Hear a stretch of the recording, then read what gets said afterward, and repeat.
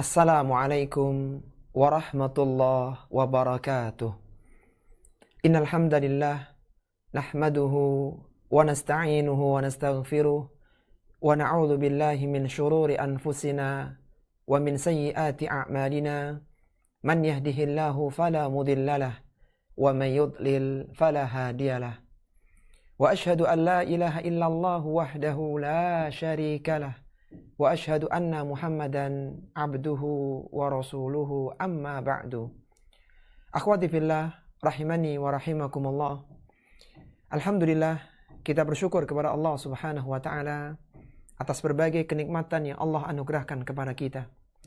Kesehatan yang Allah berikan, waktu luang yang Allah anugerahkan, serta taufik yang Allah berikan kepada kita, menjadikan kita semua mudah untuk hadir di majelis ilmu yang mulia.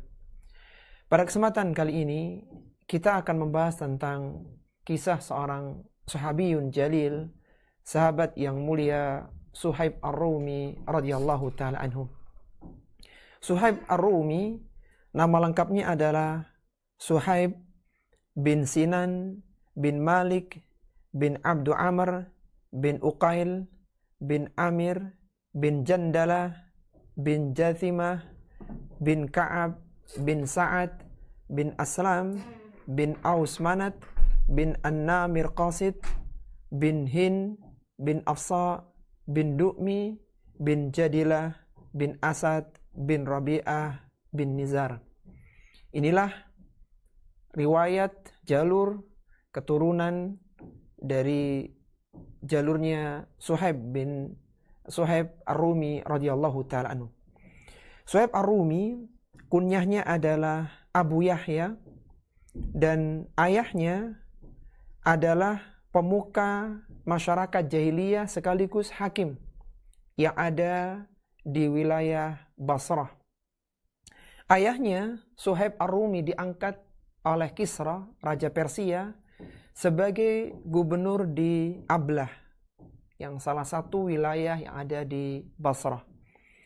Dan tinggal di sana, di tepi sungai Furat, di semenanjung Mausil, ya, salah satu kota di Irak, yang Mausil ini juga pernah didatangi oleh Salman Al-Farisi ketika Salman belajar kepada salah seorang pendeta Nasrani. Adapun ibunya, Ibu Suhaib adalah seorang yang berasal dari keturunan Malik bin Amr bin Tamim. Suhaib dilahirkan di tahun 32 sebelum hijrah, yang bertepatan dengan 592 Masehi. Sehingga secara jalur keturunan, Suhaib ini adalah berasal dari keluarga Arab, bahkan dari Bani Namir bin Qasid. Suatu ketika saat Suhaib Ar-Rumi berusia sekitar 5 tahunan, orang-orang Romawi datang menyerang negerinya di Basrah dan menawan para penduduk Basrah ketika itu. Sehingga Suhaib Ar-Rumi besar di kalangan orang-orang Romawi. Sekitar 20 tahunan Suhaib berada di tengah-tengah mereka sebagai seorang hamba sahaya. Dari situlah maka kata Ar-Rumi dinisbatkan kepada Suhaib. Artinya Suhaib Ar-Rumi, Suhaib dari Romawi. Meskipun sebenarnya Suhaib ini keturunan dari Arab, tetapi karena lama berada di tengah-tengah kalangan orang-orang Romawi, sehingga dia pun bisa berbicara dengan logat orang-orang Romawi, bahkan mengetahui kondisi istana Romawi yang ada di sana. Sampai suatu ketika, datanglah Bani Kalb membeli Suhaib, kemudian dibawa ke Mekah. Jadi Bani Kalb ini dulu adalah salah satu Bani yang juga pernah menjual Salman Al-Farisi ketika Salman ingin diangkut ke negeri Arab yang banyak pohon kurmanya. Maka dibelilah Suhaib, dibawa dari Basrah menuju ke Makkah, dan di sana dijual kepada Abdullah bin Jad'an At-Tamimi.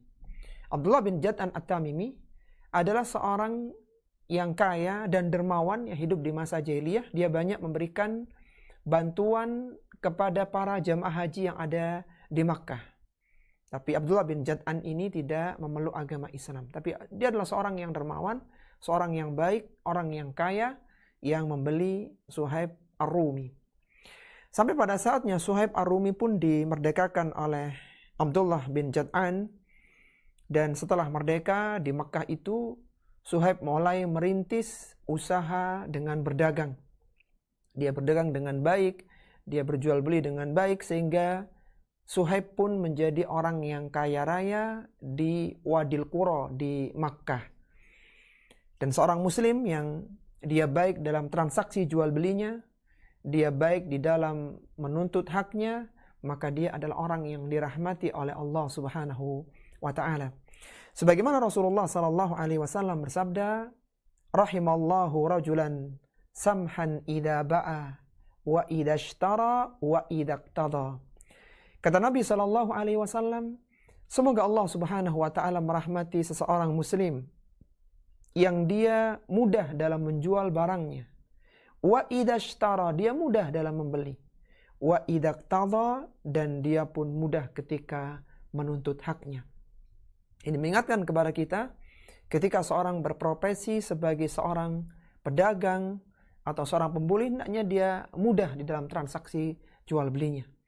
Dia tidak mempersulit orang lain di dalam pembayaran, di dalam mematok harga, sehingga dia pun dirahmati oleh Allah Subhanahu wa ta'ala. Suhaib Ar-Rumi menyatakan keislaman kepada Rasulullah sallallahu alaihi wasallam di rumah Al-Arqam. Bertemulah Suhaib Ar-Rumi dengan Ammar bin Yasir, dan mereka pun akhirnya masuk Islam secara bersamaan di hari yang sama, ketika sekitar 30 orang sahabat yang lainnya sudah menyatakan diri masuk ke dalam agama Islam. Sehingga keislaman Suhaib dengan keislaman Ammar bin Yasir itu pada hari yang sama. Sebagaimana perkataan dari Mujahid rahimahullahu ta'ala, Mujahid adalah seorang murid dari Abdullah bin Abbas radhiyallahu ta'ala anhuma. Kata beliau, yang pertama menampakkan keislaman adalah Rasulullah sallallahu alaihi wasallam. Kemudian disusul dengan Abu Bakar As-Siddiq, kemudian Bilal bin Rabah, Suhaib Ar-Rumi, Khabbab bin Al-Arad, Ammar bin Yasir, dan Sumayyah Ummu Ammar, istrinya Ammar bin Yasir. Al-Waqidi mengatakan, Suhaib dan Ammar bin Yasir radhiyallahu ta'ala anhuma, keduanya masuk Islam di hari yang sama setelah 30 orang sahabat yang lainnya sudah masuk ke dalam agama Islam. Jadi keislaman Suhaib dengan Ammar bin Yasir itu di hari yang sama. Sehingga Suhaib termasuk jajaran as-sabiqun al-awwalun, orang-orang yang pertama masuk ke dalam agama Islam. Sampai-sampai disebutkan oleh para ulama tafsir ketika menyebutkan tentang firman Allah Subhanahu wa taala di surat Al-Ahqaf pada ayat yang ke-11, "Lau kana khairan lasabaquna ilaihi", perkataan orang-orang kafir kepada orang-orang yang beriman, "Lau kana khairan lasabaquna ilaihi", seandainya Al-Qur'an itu benar, niscaya kami adalah orang yang mendahului mereka dalam keislaman. Kata para ulama tafsir, maksudnya adalah orang-orang kafir, mereka mengatakan kepada orang-orang yang beriman, seandainya Al-Quran adalah sesuatu yang baik, tentu Bilal, Ammar, Suhaib, Khabbab, dan orang-orang mukmin yang lemah yang lain yang waktu itu masih menjadi hamba sahaya, tidak mendahului kami di dalam keimanan. Ini menunjukkan bahwasanya Suhaib termasuk golongan sahabat-sahabat yang awal masuk Islam, beserta Ammar, beserta Khabbab bin Arad, Bilal, dan yang lainnya. Sehingga Suhaib Ar-Rumi termasuk dari as-sabiqun al-awwalun, sahabat yang dahulu masuk ke dalam agama Islam. Dan Allah Subhanahu wa taala menyebutkan tentang as-sabiqun al-awwalun di surat At-Taubah pada ayat yang ke-100, was-sabiqun al-awwalun minal muhajirin wal ansar walladzina ittaba'uuhum bi ihsanin radhiyallahu anhum wa radu anhu wa a'adda lahum jannatin tajri tahtal anhar khalidina fiha abada dzalikal fawzul azim. Kata Allah Subhanahu wa taala, "As-sabiqunal awwalun." Orang-orang yang pertama, yang dahulu lagi pertama masuk ke dalam agama Islam. Minal muhajirin wal ansar. Baik dari kalangan muhajirin dari Makkah maupun orang-orang ansar yang ada di Madinah. Walladzina taba'uhum bi ihsan. Dan orang-orang yang mengikuti as-sabiqunal awwalun, muhajirin dan ansar dengan baik, radhiyallahu anhum wa radu'an. Allah ridha kepada mereka semuanya dan mereka pun ridha kepada Allah Subhanahu wa taala. Wa'adda lahum jannatin tajri tahtal anhar. Allah sediakan kepada mereka surga yang mengalir sungai-sungai di bawahnya. Khalidina fiha abada. Mereka kekal di dalam surga selama-lamanya. Dzalikal fawzul azim. Dan itu adalah kemenangan yang besar. Suhaib Ar-Rumi adalah seorang pemanah yang ulung. Ketika kaum muslimin telah berhijrah ke Madinah, maka Nabi SAW pun telah berangkat ke Madinah, ditemani dengan Abu Bakar As-Siddiq radhiyallahu ta'ala anhu. Maka saat itu Suhaib sudah mengumpulkan harta yang banyak dengan berdagang yang dilakukan di Makkah. Sehingga ketika Suhaib akan pergi dengan membawa sebagian hartanya, maka orang-orang musyrik Mekah menghalanginya, menahan Suhaib agar tidak keluar dari Makkah. Suhaib pun akhirnya menyerahkan harta-hartanya, ditinggalkan hamba sahayanya, dan harta yang ada di Makkah semuanya diambil oleh orang-orang musyrik Makkah. Hal ini sebagaimana dikisahkan oleh Ikrimah radhiyallahu ta'ala anhu, lamma kharaja Suhaib muhajiran tabi'ahu ahlu Makkah fanathala kinanatahu. Ketika Suhaib keluar untuk berhijrah, maka tabi'ahu ahlu Makkah, diikuti oleh penduduk-penduduk Makkah. Artinya mereka akan menghalangi Suhaib untuk keluar dari Makkah. Fanathala kinanatahu, maka Suhaib pun mengeluarkan tempat busur panahnya, tempat anak-anak panahnya. Kinanah itu tempat-tempat busur-busur panah. Fa akhraja minha arba'ina samhan, dikeluarkan 40 anak panahnya.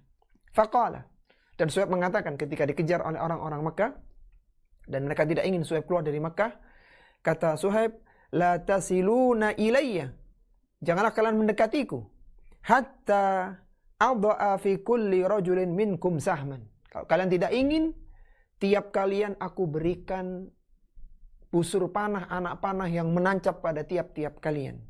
Thumma asira ba'du ila sayfi. Kemudian setelah itu aku akan mengeluarkan pedangku. Fata'lamuna anni rajulun. Sampai kalian tahu bahwasanya aku adalah seorang laki-laki kesatria. Aku akan hadapi kalian semuanya dengan panahku dan dengan pedang-pedangku. Dan Suhaib tahu bahwasanya dia sendirian, sedangkan mereka jumlahnya banyak, sehingga Suhaib pun menawarkan, waqad khalaftu bi Makkata fainataini fahuma lakum, aku telah meninggalkan di belakang sana di Makkah ada 2 orang jariyah, 2 orang hamba sahaya wanita, silakan kalian ambil semua hartaku termasuk budak-budak wanita tersebut. Maka kata perawi hadis yaitu Ikrimah, qala wa haddatsana Hammad ibnu Salamah an Thabit an Anas nahwahu wa nazalat ala Nabi sallallahu alaihi wasallam wa minan nasi may yashtari nafsahu ibtigha'a maradatillah. Kata Ikrimah, maka dari situlah turun firman Allah Subhanahu wa taala dalam surat Al-Baqarah di ayat yang ke-207. Firman Allah Subhanahu wa taala, wa minan nasi may yashtari nafsahu ibtigha'a maradatillah. Dan di antara manusia ada yang mereka menjual dirinya, mengorbankan dirinya ibtigha'a maradatillah, karena mencari keridhaan Allah Subhanahu wa taala. Suhaib punya banyak harta di Makkah, punya tanah, rumah, harta, bahkan hamba saya, tapi semuanya ditinggalkan supaya dia bisa pergi ke Madinah untuk mencari keridhaan Allah Subhanahu wa taala. Kita masih ingat para akhwat rahimani wa rahimakumullah, kisah bagaimana Salman Al-Farisi menjual semua ternaknya agar dia bisa diangkut oleh Bani Kalb menuju ke Jaziratul Arab. Demikian pula yang dilakukan oleh Suhaib Ar-Rumi.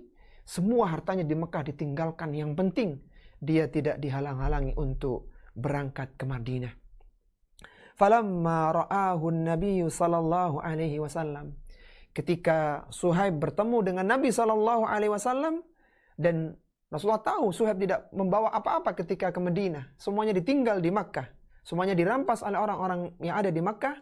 Qala, maka Rasulullah mengatakan, Aba Yahya rabihal bai'u. Abu Yahya, kunyah dari Suhaib Ar-Rumi, rabihal bai', dia sungguh telah beruntung dalam perniagaannya. Ditinggalkan semua kekayaannya hanya untuk bisa datang ke Madinah bertemu dengan Rasulullah sallallahu alaihi wasallam. Wa qala wa ta'ala alaihi al-ayah, kemudian Rasulullah membaca firman Allah di surat Al-Baqarah ayat 207, wa minan nasi may yashtari nafsahu batigha'a mardatillah. Dan sebagian manusia, mereka ada yang mengorbankan dirinya untuk mencari keridhaan Allah Subhanahu wa taala. Suhaib berhijrah ke Madinah di pertengahan bulan Rabiul Awal, dan Suhaib telah bertemu dengan Nabi ketika Nabi sallallahu alaihi wasallam berada di Quba. Kita tahu Nabi berangkat ke Madinah sempat bermalam 4 hari di Quba, dan di Quba itulah Suhaib sudah bertemu dengan Rasulullah sallallahu alaihi wasallam. Artinya Suhaib segera menyusul Nabi sallallahu alaihi wasallam yang hijrah bersama Abu Bakar dan ketemu di Quba. Dan kita tahu di saat itu juga Salman Al-Farisi juga mendengar bahwasanya ada nabi yang diutus di akhir zaman. Sehingga Salman Al-Farisi pun sempat bertemu dengan Nabi di kali yang pertama di Quba. Kemudian Salman kembali menemui Nabi saat sudah berada di Madinah. Jadi Salman dan Suhaib ini berdekatan waktunya. Suhaib Ar-Rumi termasuk ahlu suffah ya. Meskipun beliau asalnya orang yang kaya di Mekah dengan perdagangan yang dilakukan di Wadil Qura di Mekah. Tapi setelah pindah di Madinah, beliau termasuk ahlu suffah. Artinya orang-orang yang tinggal di teras Masjid Nabawi. Dia tinggal bersama para sahabat-sahabat senior yang awal-awal masuk Islam. Tinggal di sana bersama Abu Hurairah radhiyallahu taala anhu, bersama Abu Dzar Al-Ghifari, bersama dengan Abdullah bin Mas'ud, sahabat ke-6 pertama yang masuk Islam, bersama Hudzaifah bin Al-Yaman yang menjadi sahibu sirri Nabi sallallahu alaihi wasallam, bersama dengan Khabbab Al-Arat, bersama dengan Bilal bin Rabah, Irbad bin Sariyah, dan juga Salman Al-Farisi. Jadi mereka adalah orang-orang ahlu suffah, yaitu orang-orang yang tinggal di teras Masjid Nabawi karena faktor ekonomi mereka yang belum terlalu mapan. Dan Suhaib ini Suhaib adalah tipikal orang yang dermawan dan suka memberi makan kepada orang lain. Karena termotivasi dengan sabda Nabi sallallahu alaihi wasallam, khiyarukum man at'ama ta'am. Suhaib mendengar hadis dari Nabi sallallahu alaihi wasallam, sebaik-baik kalian adalah orang yang memberi makan orang lain. Jadi Suhaib dulu pernah menjadi orang kaya dan sempat menjadi ahlu suffah ketika di Madinah. Dan saat beliau memiliki harta, maka beliau merasakan bagaimana kondisi yang dirasakan oleh orang-orang yang miskin. Sehingga saat memiliki harta, Suhaib pun banyak berbagi sedekah, berbagi makanan kepada orang-orang miskin. Dan Nabi SAW memotivasinya dengan menyatakan, khiyarukum man at'amat ta'am. Sebaik-baik kalian adalah orang yang suka memberi makan orang yang lainnya. Dan orang-orang yang suka memberi makan orang lain, yang biasa memberi makan orang lain, Allah Subhanahu wa taala menyediakan surga dengan kamar yang sangat indah. Kamar yang bisa dilihat di bagian luarnya dari dalamnya, dan bagian dalam bisa tampak dari luarnya karena demikian indahnya. Sebagaimana Nabi SAW bersabda kepada orang-orang yang biasa memberikan makan kepada orang lain. Kata Nabi, inna fil jannati ghurafan. Sesungguhnya di surga terdapat satu kamar, yura zahiruha min batiniha wa batinuha min zahiriha. Yang bagian luarnya tampak dari bagian dalamnya, dan bagian dalamnya pun tampak dari luarnya, transparan karena demikian indahnya. A'addahallahu ta'ala. Allah sediakan kamar yang indah itu untuk siapa? Liman at'amat ta'am, kepada orang yang biasa memberikan makan. Wa afsyas salam, kepada orang yang biasa menebarkan salam. Wasalla bil laili wan nasu niyam, dan dia biasa salat malam ketika orang-orang sedang tidur dengan terlelap. Suhaib Ar-Rumi telah mengikuti semua peperangan bersama Nabi SAW karena memang dia adalah sahabat yang awal-awal masuk Islam. Dia ikut dalam perang Badar tahun 2 Hijriah, ikut dalam perang Uhud tahun 3 Hijriah, ikut dalam perang Khandaq tahun 5 Hijriah, dan semua peperangan bersama Nabi SAW. Suhaib Ar-Rumi tidak pernah absen dari peperangan bersama Nabi SAW. Suhaib wafat di Madinah di tahun 38 Hijriah di usia 70 tahun, dan jenazahnya dimakamkan di pemakaman Baqi. Suhaib telah meriwayatkan 307 hadis dari Nabi SAW, dan di antara hadis yang dibawakan, yang diriwayatkan oleh Suhaib adalah hadis tentang melihat wajah Allah Subhanahu wa taala di surga. Yang mana Rasulullah SAW pernah bersabda, "Idza dakhala ahlul jannatil jannah." Apabila penduduk surga telah masuk ke dalam surga, qala yaqulullahu tabaraka wa ta'ala, maka Allah tabaraka wa ta'ala bertanya kepada para penduduk surga, turiduna syai'an azidakum, apakah kalian mau aku berikan tambahan? Fayaqulun, penghuni surga mengatakan, alam tubayyid wujuhana, alam tudkhilnal jannah wa tunjina minan nar. Bukankah engkau telah memutihkan wajah-wajah kami ya Allah? Bukankah engkau telah masukkan kami ke dalam surga dan menyelamatkan dari neraka? Qala, maka kata Nabi SAW, fayakshiful hijabah, Allah pun menyingkapkan hijab yang menutupinya. Fama u'tu syai'an ahabba ilaihim minan nadhari ila rabbihim azza wa jalla. Tidak ada yang lebih indah, lebih disukai oleh penghuni surga daripada melihat wajah Allah Subhanahu wa taala. Ini adalah salah satu hadis yang dibawakan oleh Suhaib Ar-Rumi karena dia sangat ingin bisa melihat wajah Allah Subhanahu wa taala, sebagaimana dia pun tinggalkan kekayaannya di Mekah untuk mencari keridhaan Allah Subhanahu wa taala. Dia memberi makan orang-orang miskin karena ingin mendapatkan kamar yang indah di surga, mendapatkan keridhaan Allah Subhanahu wa taala. Sehingga salah satu hadis yang dibawakan oleh Suhaib adalah hadis tentang melihat wajah Allah Subhanahu wa taala di surga. Dan di antara sahabat yang meriwayatkan hadis dari Suhaib adalah Jabir bin Abdullah Al-Ansari, kemudian Abdullah bin Umar, di kalangan tabi'in ada Imam Tabi'in Sa'id bin Musayyib rahimahumullahu ta'ala. Inilah para akhwat rahimani wa rahimakunallah, secara ringkas tentang kisah Suhaib Ar-Rumi yang sebenarnya adalah orang Arab, namun karena lama tinggal di kalangan orang-orang Romawi sehingga dia pun mendapatkan sebutan Ar-Rumi. Sebagaimana Salman mendapatkan gelar Al-Farisi, maka Suhaib mendapatkan gelar Ar-Rumi. Salman dari Persia dan Suhaib yang pernah tinggal bersama orang-orang Romawi.